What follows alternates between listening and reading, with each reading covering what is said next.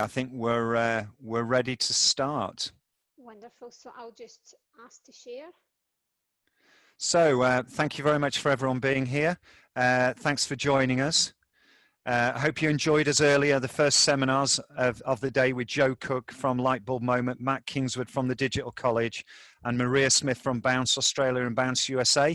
If you didn't get a chance to see clearly both responder sessions, you won't have done because you could only attend one of them. And if you missed Joe's session, they're all available on the IEP YouTube channel. There will be opportunity later at 2:30 today to come back and have a chat about what you've learned and your key takeaways from the sessions.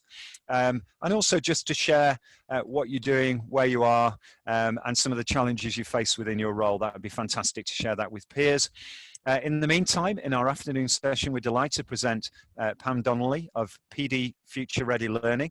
Pam has extensive experience providing dynamic, highly interactive and engaging virtual learning, leadership and coaching programs to improve business results. At 1:30, responding to Pam will be industry experts Lucy Dunleavy, who's the Chief Exec of LearnBox, and Erica Farmer, who's the founder and director of Welcome to Learning, to explore the benefits of investing in mind and skill set shift to the world of digital learning. And the corresponding responder session will be how to have an effective online digital presence throughout a recruitment process with recruitment specialists James Chesham, Sakawan, and Stuart Duffy of the IEP Talent Academy. I have said as well that at 2:30 today, the IEP will be holding a 30-minute networking session, which will provide an opportunity to come back and have a chat about what you've learned and your key takeaways from these sessions today. And of course, we do it all again tomorrow with some other fantastic content and some brilliant learning that you can take away with you. So without further ado, once again, this is Pamela Donnelly of PD Future Ready Learning, and over to you, Pam. Thank you, Scott. That's great. I just want to make sure that everyone can hear me. So if you can hear me and the mic is clear, if you could just go into chat and give me a yes if you can. Bit quiet, which is always good to check the mic, which is great. How's that, guys? So I'm now starting to see more yeses. I'm still seeing a little quiet. Let me have a look at my volume just to make sure there's no issues here. Bit better. Yeah, still struggling to hear.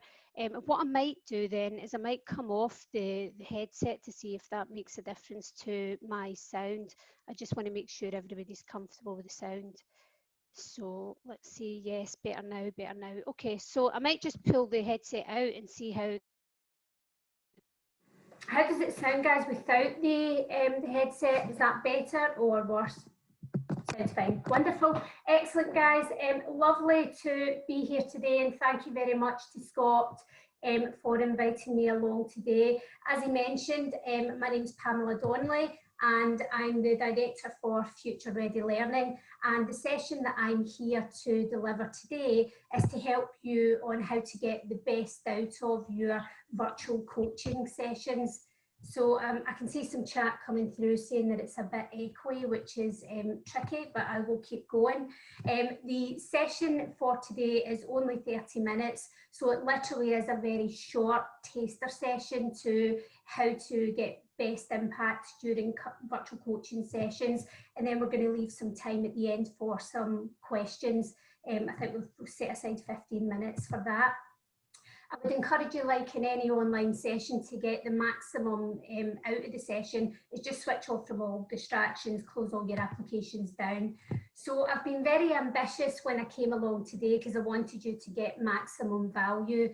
And what I want to cover off today is given the fact that you're an audience that I know very well, given the fact I've been from the employability sector for many years, I wanted to introduce some stuff that would introduce you to the importance of virtual coaching. So rather than having a session that would be teaching you how to coach, many of you have those skills already. I just wanted to focus specifically on what might be different when you're coaching people virtually online. So the topics that I'm hoping to be able to cover today, if time allows, is being camera ready and the differences of contracting when you're contracting with people online.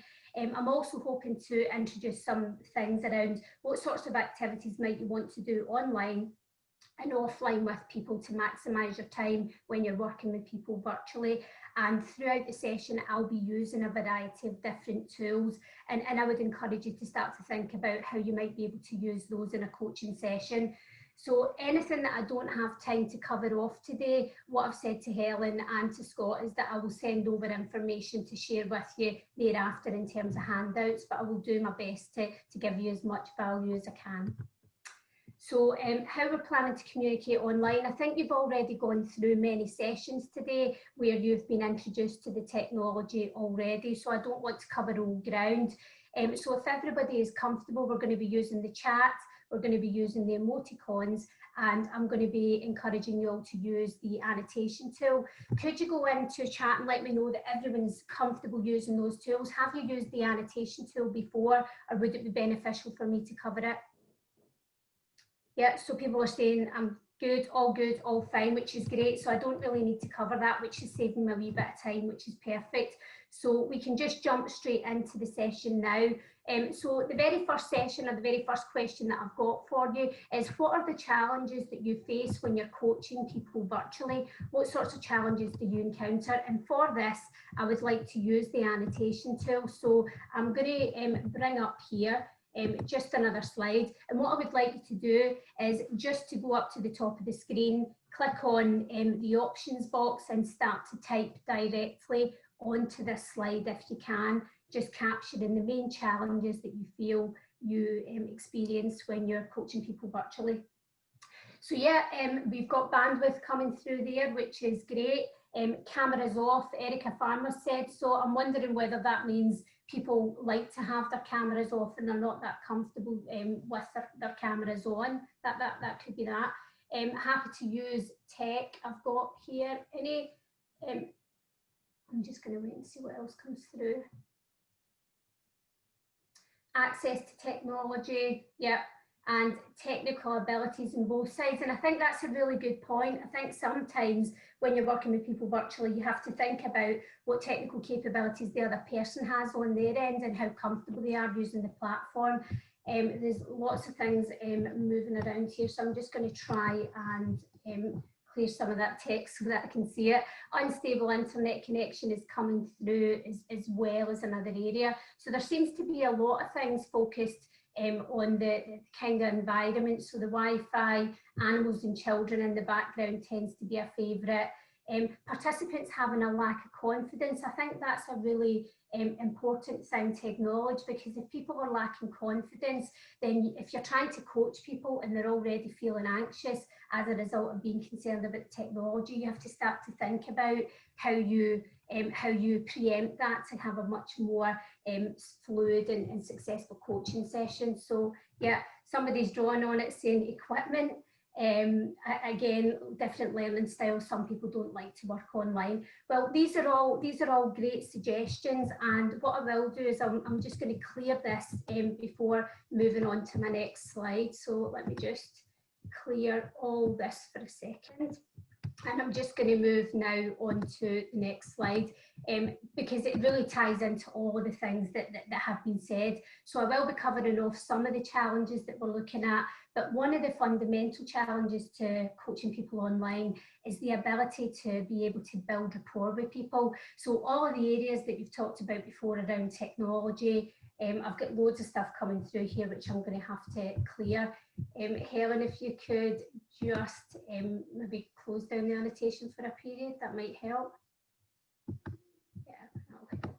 So yeah, so what we've got here is you know, kind of rapport being really important, I think. And in order to build rapport, you have to have high trust relationships.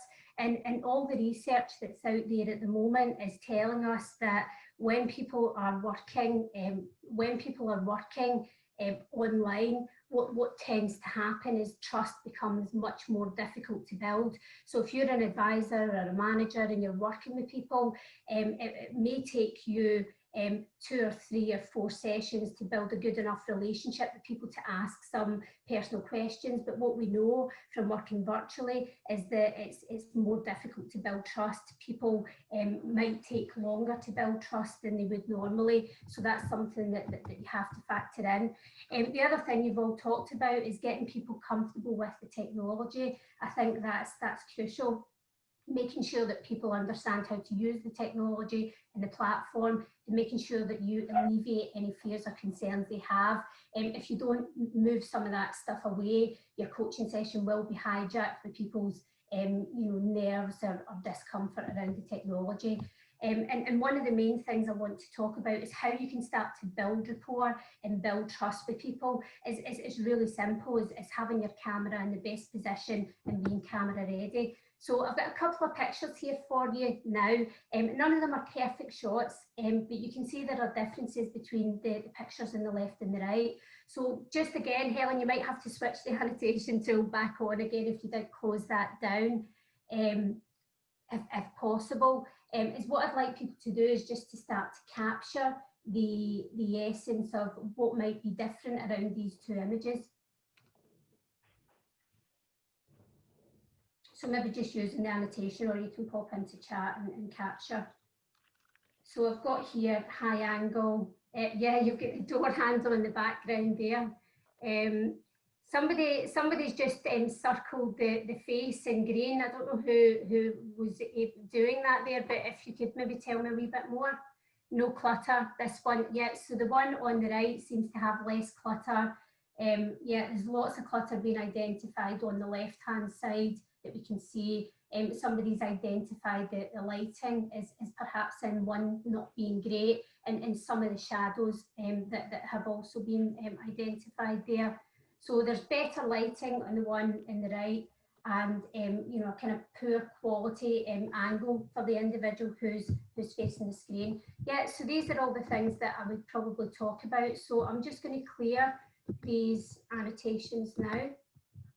Yep, so just to capture the essence, Helen, it might be good if you could turn some of those off as well. Yeah, so good lighting is one of the things. It's a really basic principle, but one that will allow us to get the most out of our coaching sessions when we're working with people. So a good natural light that allows, that minimises the shadows. And much of this is about the fact that it makes our expressions more easy to read. When we're working with people virtually, I think there was some research done by the Psychological Society that talked about the fact that people can become easily fatigued online because they are trying to read expressions and find it more difficult. So having really good lighting that minimises the shadows when you're working with people in a coaching session is really important, because it's making sure your expressions are easier to read. You've talked about it already. You've got the camera angle. So again, this is quite a typical camera angle that we tend to have when we are interacting with our colleagues. But what is the issue with that camera angle? I don't know whether somebody feels comfortable to come off mic.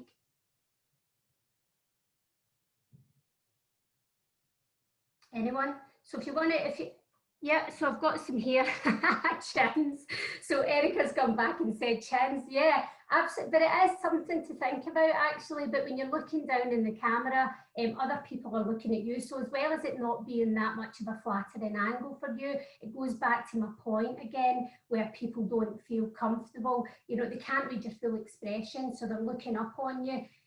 So again, so there's the ergonomics factor as well. So there's a lot to consider when you're looking down in your camera angle. Now, the suggestion for the best camera angle is to have your laptop elevated if possible for a coaching session, just to have your eye gaze just under or above the camera angle. So again, using something like this would be a good suggestion. Is using a laptop holder might be a good thing that you could look at in order to make sure you've got your full body in display. So I'm just going to delete some of those drawings again.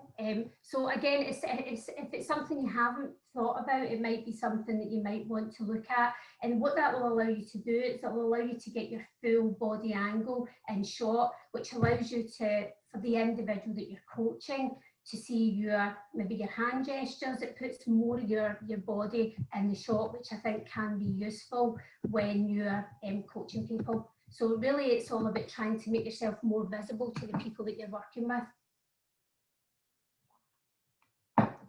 So another thing to think about would be a ready-made background. Now, thinking back about the situations that we're all in at the moment, many of us are working at home in situations and in environments that don't always lend themselves well for virtual working. So one of the things that can be useful is thinking about a ready-made background. So having a nice environment set up in your home that remains tidy and untouched, so that you can pop onto your virtual classes whenever you need to. But it's, I would ask another question though, in relation to your environment. Why do you think it's important to have a nice ready-made background when you're coaching somebody? So, you know, you can go into chat for that if you want to.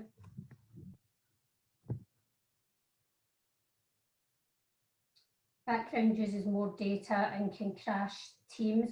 No, what I'm talking about is not necessarily a virtual background there. I'm talking about an actual real background, so not necessarily a background that's being imposed into your screen. It's more an authentic background, like your environment that you're working in.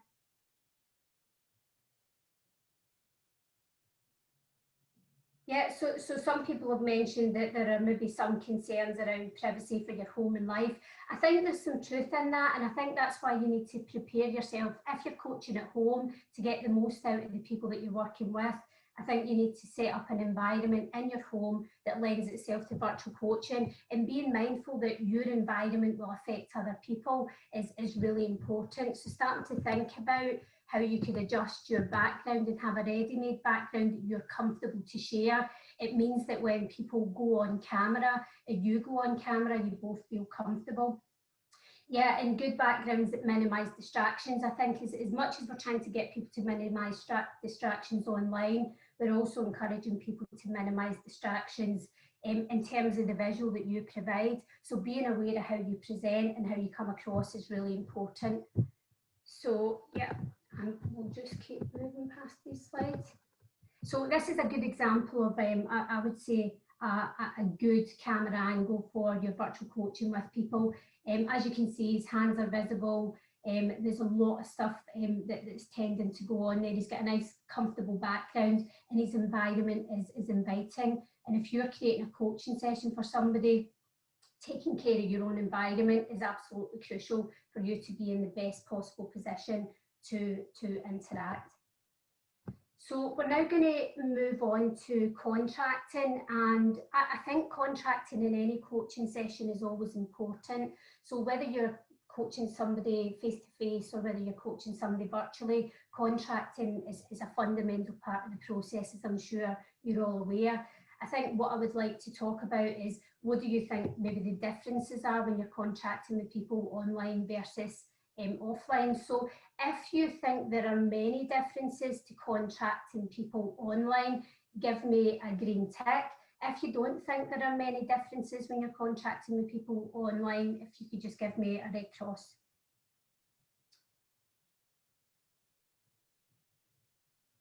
So I've got Scott, I've got a red cross from Scott so far. I'll just keep looking through to see what else has come up. So Janet's got a red cross here. I've got the red cross there from Sally. So we'll give people a wee bit of an opportunity just to respond to that.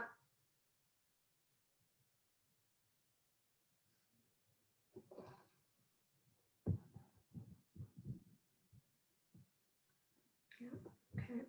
So I'm getting some text on the annotation tool as well.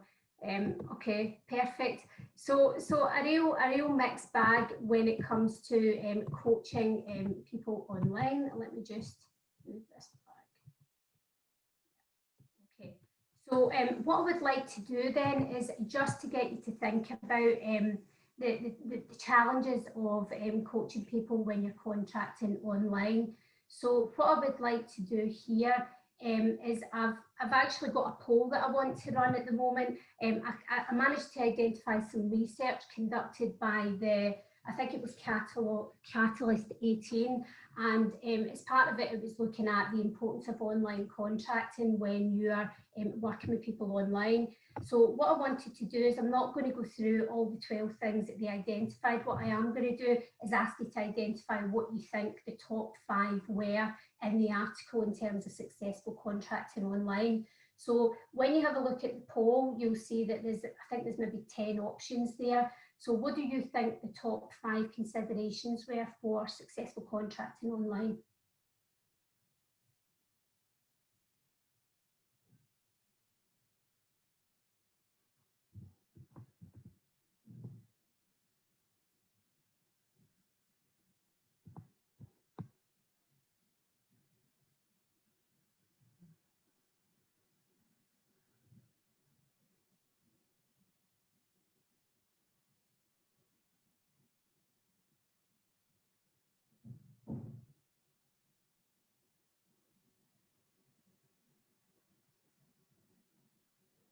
So far we've had, I think, 34 responses out of 49, so we're almost there. I'm just going to allow people a wee bit more time to do that.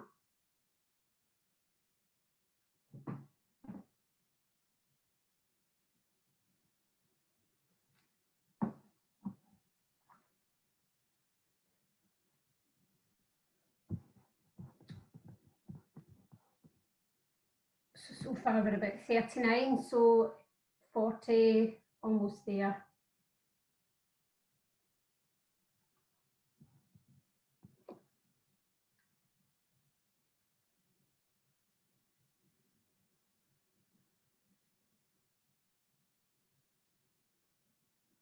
So I've got some stuff coming through on chat as well as people are voting. So I think we're almost complete, Helen. So I'm wondering whether we should just show those results so that people can see what's coming up.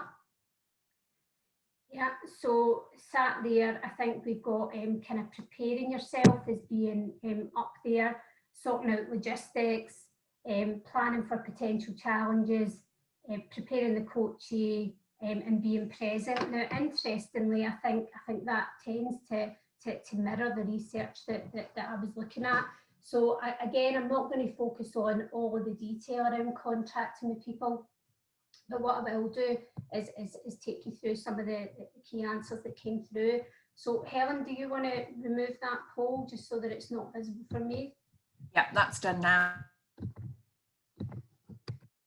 So yeah, so as you can see, the top 5 on the list there was sorting out logistics. So again, it makes perfect sense given some of the points that you made earlier around the customers and how comfortable they are working with technology. Making sure all your logistics are sorted out first is essential.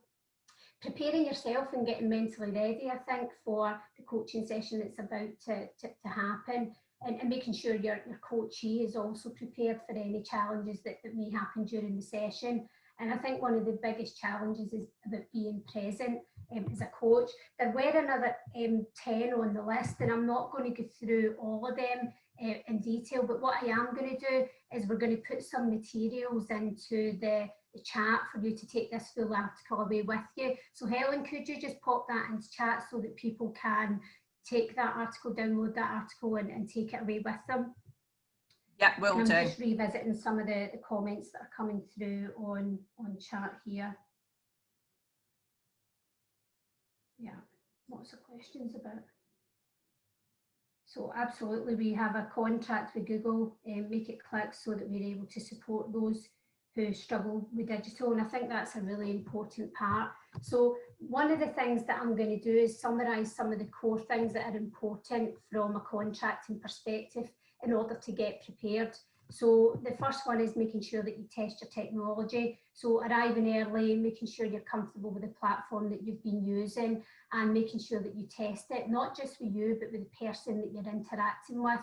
As many of you said, if people come onto the platform or the technology and they're nervous about it, that's going to hijack their emotions and it's going to hijack the quality of the coaching session. Again, encouraging people to optimise their environment. I think that's optimise your environment both virtually and practically. So making sure that you're in a good environment to have a coaching session with people. If you're at home, thinking about your environment and thinking about the environment that you're creating as a coach, and also giving your customers or your team members some advice on how they can optimise their environment. You know, how can they improve their Wi-Fi connections? There's a point that's come through here from James, which is logistics is key to our customers and candidates. They've experienced so many issues at being online, and I think that's a good point. And often the issues that people can have, sometimes the issues can be user-related issues, and by having that one-on-one time with people who are nervous around technology, it diffuses all of that issue, and it prevents it from arising when you're on your session, so your session can be what it's about. So making sure you do an audio check in the same way that, you know, you can be heard and people can understand what it is you're saying, and familiarising people with the tools which we've talked about. So if you are planning to use any of the tools that we've had on the session today for interaction, then you've got that opportunity to familiarise them with the tools so that they know what's expected.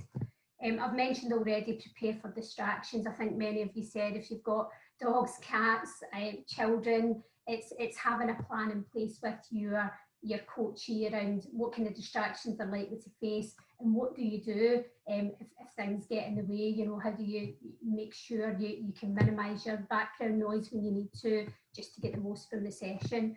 And I think the last part here was really just making sure that you had a plan B. So if you're in a situation where you're using Zoom and there's a failure in Zoom, it's happened to me many a time when I'm coaching with people. You know, sometimes we jump onto FaceTime, sometimes we use WhatsApp, but there's always a plan B. And I think it's important that you have that discussion with somebody early on, just to make sure your session, you know, goes well on the day. So what I'm going to do, I had actually, from a timing point of view, I think we're looking about 1 o'clock. Helen, what's your view on time? Do you want me to carry on, or do you want me to bring the session to a close now and send the materials to people thereafter? What's your thoughts? I think we should ask the people whether they'd like to see a bit more of the content, and we can always submit questions afterwards and get you back. We've already got. Do you want to carry on, Alan? Yeah, there you go. On? Yeah, see and more. James, well, that's fine, guys. If you guys are happy with that, I'm happy just to carry on and keep doing it. So a couple of things that I wanted to finish off with was the importance of online versus online activities. Now, this is really important when you're coaching people, is just saying, how do you maximise your time to get full engagement with the people that you're working with? And a really, really simple answer would be starting to think about what kind of activities might you be able to do online with somebody, and what kind of activities should be an offline activity. So it might be good if you could maybe, again, pop into chat and give me some examples of activities that you think should be offline activities. So you're going to ask somebody to do something when they're away from you to do offline, so that you can discuss it during your coaching sessions. So just give me some examples of some offline activities.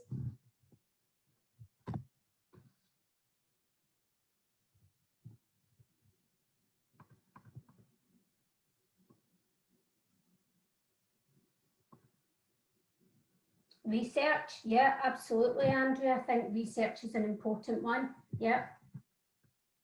Surveys, training, yeah. Transferable skills, any reflections that are required.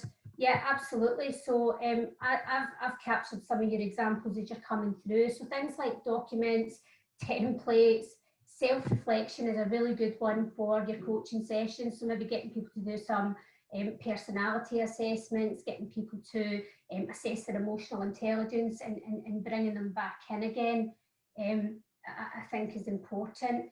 So when you think about kind of self-assessment and reflection exercises, what sorts of things are you asking people to do now?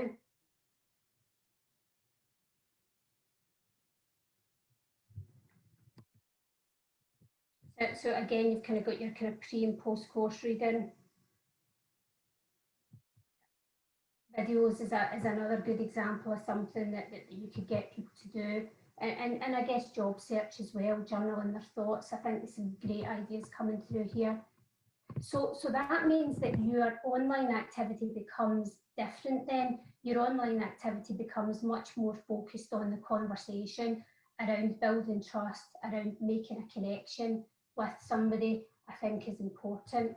So again, this is again about using your coaching sessions for what you do best, which is improving people's skills potentially, improving their confidence, which we've talked about, reflecting and moving forward, absolutely, getting people to reflect on what's happened and to move forward. I think unlocking potential is another thing. That's essentially the role of a coach, is to work with people to help them unlock potential, what potential exists within them, and to help them carve out that new future. And I think another thing that no matter what's going to happen now, we're going to see much more of these conversations taking place online that would naturally or normally take place face to face. So your sensitive conversations, so what kind of sensitive conversations are you having with your coaches at the moment that you would normally have face to face that you're having online at the moment? Breaking down barriers into small pieces, I think Leslie said that. Yeah, I think that's a good point, Leslie.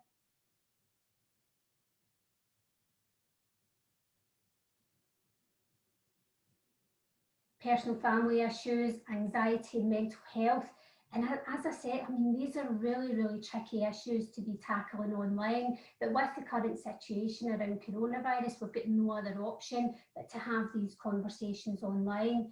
You know, looking at motivation and resilience, all of these things are, again, really difficult issues to have online, but we have to have the conversations online. So one of the things I would recommend is to be mindful of pace.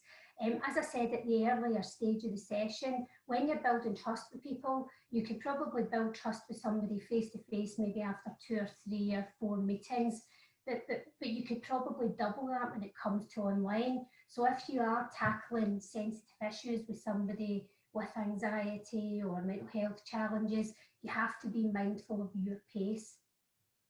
And I think you also have to acknowledge the fact that sometimes you're tackling something in an online session that you would normally tackle face to face, because I think that disarms people and it helps people start to think about, right, okay, normally this would be a face to face. It is a difficult conversation, but actually I'm going to start to look at that.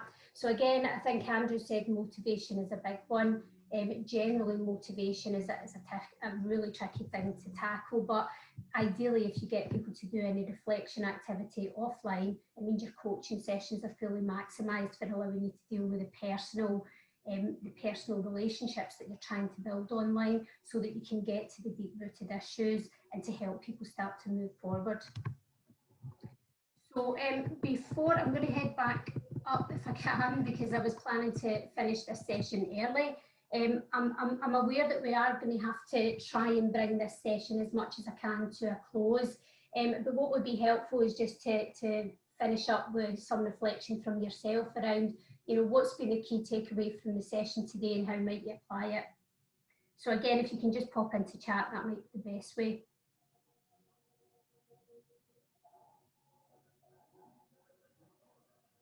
Yep, being mindful of pace, yep, prior preparation.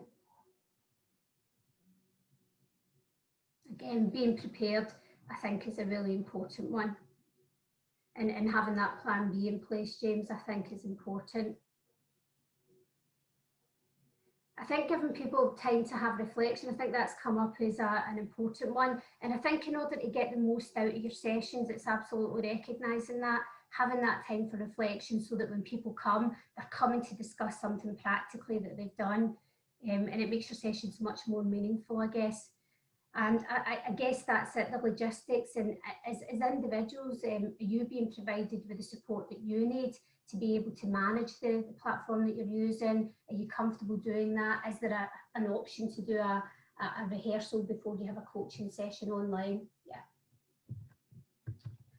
And I think I'll just finish with this quote in relation to coaching. I could probably talk about the subject of coaching for ever and a day. We didn't have that much time today. But I think the best coaches have the capacity to see where you can be rather than where you currently are, and knowing knowing the industry of employability and the work that you guys do, it's about transforming lives for people. And I think, you know, we need to make sure that the virtual platform doesn't get in the way of your great work, because actually the work that you do makes such a difference and it does transform lives. So if we can, you know, get to grips with the technology, help our customers get to grips with the technology, it means that the great work that you do will carry on and continue to make a great impact. So yeah, so thank you very much.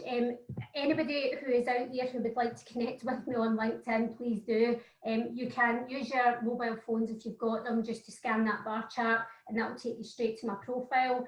Please get connected with me. And again, if there's any other information that you would need that I could share with you in relation to coaching, leadership, or working with people online, please, please do that. Just get in contact. I would really love to hear from you.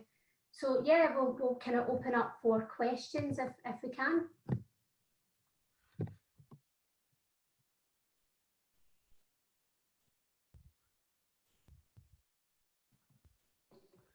We have lots of people saying thank you at the moment, Pam. Has anyone got any questions that they'd like to ask Pam before we wind the session up?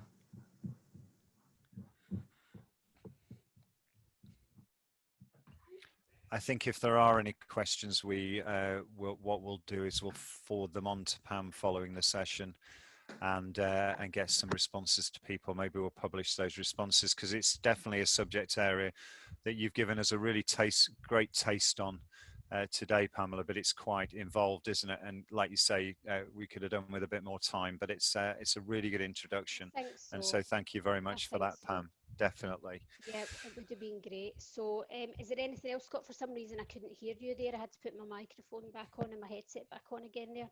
Okay, no, we're all good. Everyone's just saying fantastic, thank you very much, yeah. Lots of thanks. And what I'm saying is that we can probably get all the questions from this and publish them. So well done, thank you, Pa. Can I just say, Scott, before you finish, sorry everybody, a few people have messaged to say they're having trouble with the link. I've checked the link and reposted it, so I'm not really sure why it's not working. So what I will do is I'll send an email out to everyone with that link on, because it is a fascinating article and I would recommend reading it.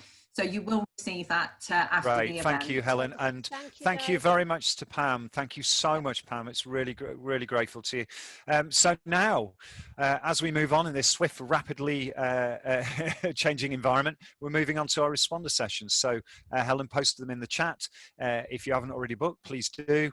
Let's get on with that, and I will see you in about 5 minutes' time on my responder session, and Helen will see you in 5 minutes' time on hers. Okay, thank you very much.